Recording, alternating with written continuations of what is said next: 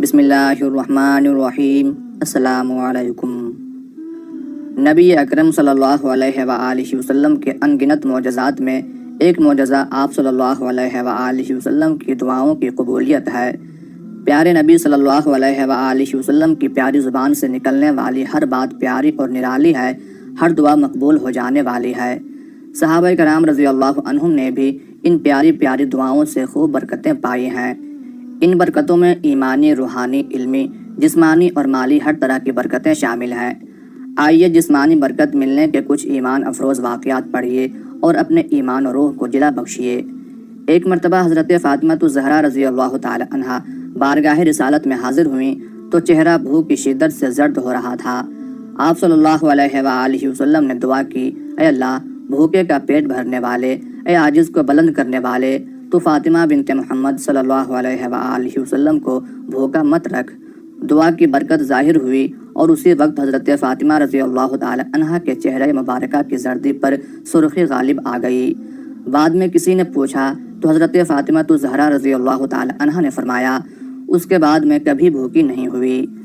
حضرت انس بن مالک رضی اللہ تعالی عنہ فرماتے ہیں کہ میں چھوٹا تھا، مجھے میری ماں آپ صلی اللہ علیہ وآلہ وسلم کی خدمت میں لے گئیں اور کہا، یا رسول اللہ صلی اللہ علیہ وآلہ وسلم، یہ آپ کا چھوٹا سا خادم ہے، اس کے لیے دعا کریں۔ حضرت انس رضی اللہ تعالی عنہ کہتے ہیں کہ حضور صلی اللہ علیہ وآلہ وسلم نے مجھ سے پوچھا، انس، کیا دعا مانگوں تمہارے لیے؟ میں نے کہا، یا رسول اللہ صلی اللہ علیہ وآلہ وسلم، لمبی عمر چاہیے، بہت پیسے چاہیے، بہت اولاد چاہیے۔ نبی رحمت صلی اللہ علیہ وآلہ وسلم نے 3 دعائیں فرمائیں، اے اللہ، اس کے مال اور اولاد میں کثرت عطا فرما اور اس کو جنت میں داخل فرما۔ حضرت انس رضی اللہ تعالی عنہ فرماتے ہیں کہ 3 دعاؤں میں سے 2 دعاؤں کی قبولیت تو میں نے آنکھوں سے دیکھی۔ حضور صلی اللہ علیہ وآلہ وسلم کی دعا کا اثر تھا کہ انہوں نے 100 سال سے زیادہ عمر پائی ہے، آخر عمر تک بالکل سیدھے تھے۔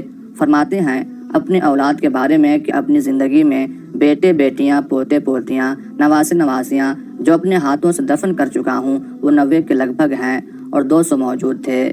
کہتے ہیں کہ اپنے مال کے بارے میں اندازے سے بھی نہیں بتا سکتا کہ میرے پاس کتنا مال ہے۔ حضور صلی اللہ علیہ وآلہ وسلم کی دعا کی برکت ہے کہ ہر شخص کا باغ سال میں 1 مرتبہ پھلتا ہے، میرا باغ سال میں 2 مرتبہ پھلتا ہے اور پھلوں میں مشک کی خوشبو آتی ہے۔ فرمایا کرتے تھے، تیسری دعا یعنی جنت میں داخلے کی دعا کا جلوہ بھی ضرور دیکھوں گا۔ حضرت حنظلہ بن حزیم رضی اللہ تعالی عنہ ابھی لڑکے تھے۔ والد ماجد نے بارگاہ نبوی میں دعا کے لیے عرض کی تو نبی رحمت صلی اللہ علیہ وآلہ وسلم نے آپ کو قریب بلایا، پھر آپ کا ہاتھ پکڑ کر آپ کے سر پر اپنا ہاتھ پھیرا اور یہ دعا دی، اللہ تجھے برکت دے۔ اس دعا کی برکت کا ظہور کچھ یوں ہوا کہ جب کسی بکری یا اونٹنی کا تھن سوج جاتا یا آدمی کے جسم پر کسی جگہ سوجن آ جاتی تو آپ بسم اللہ کہہ کر اپنے سر پر اسی جگہ مسح کرتے جہاں نبی کریم صلی اللہ علیہ وآلہ وسلم نے دست کرم پھیرا تھا، پھر اپنا ہاتھ ورم کی جگہ پر پھیرتے تو ورم دور ہو جاتا۔ حضرت صاحب بن یزید رضی اللہ تعالی عنہ 94 سال کی عمر میں بھی قوی اور توانا تھے اور یقین سے فرماتے تھے کہ مجھے اپنے کانوں اور آنکھوں سے جو فائدہ حاصل ہو رہا ہے وہ دعائے رسول صلی اللہ علیہ وآلہ وسلم کی برکت سے ہے۔ میں بچپن میں بیمار ہوا تو خالہ مجھے بارگاہ رسالت میں لے آئیں۔ نبی رحمت صلی اللہ علیہ وآلہ وسلم نے میرے سر پر اپنا دست اقدس پھیرا اور برکت کی دعا کی۔ ایک موقع پر حضرت ابو قتادہ رضی اللہ تعالی عنہ کو دعا سے نوازا، اے اللہ، اس کے بال اور کھال میں برکت دے۔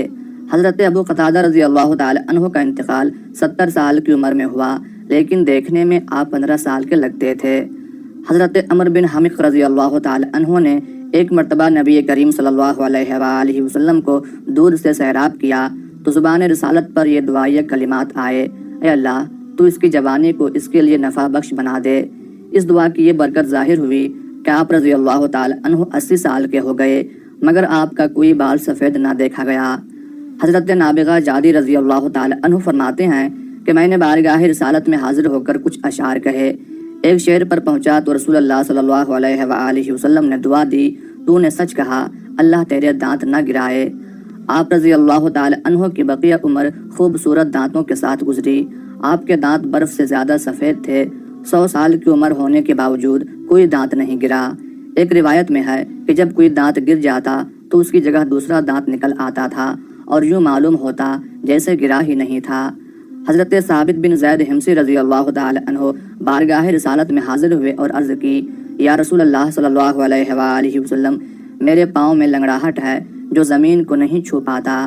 نبی رحمت صلی اللہ علیہ وآلہ وسلم نے ان کے لیے دعا کی تو پاؤں بالکل ٹھیک ہو گیا، یہاں تک کہ دوسرے صحیح پاؤں کی طرح ہو گیا۔ ایک مرتبہ حضرت جریر بن عبداللہ رضی اللہ تعالی عنہ نے بارگاہ رسالت میں یوں عرض کی، میں گھوڑے پر جم کر بیٹھ نہیں سکتا۔ یہ سن کر نبی انور صلی اللہ علیہ وآلہ وسلم نے اپنا دست اقدس آپ کے سینے پر مارا اور دعاؤں سے نوازا، الہی اسے ثابت رکھ، اسے ہدایت دینے والا اور ہدایت یافتہ بنا دے۔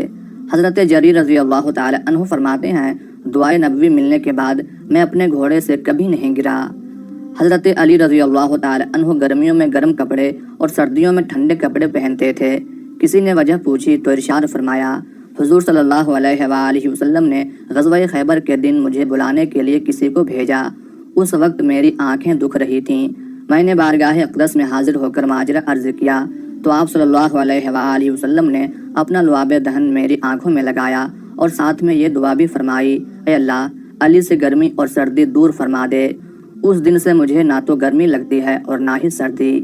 اللہ تعالی ہمیں بھی پیارے آقا صلی اللہ علیہ وآلہ وسلم کی دعاؤں کے فیضان سے مالا مال فرمائے، آمین یا رب العالمین۔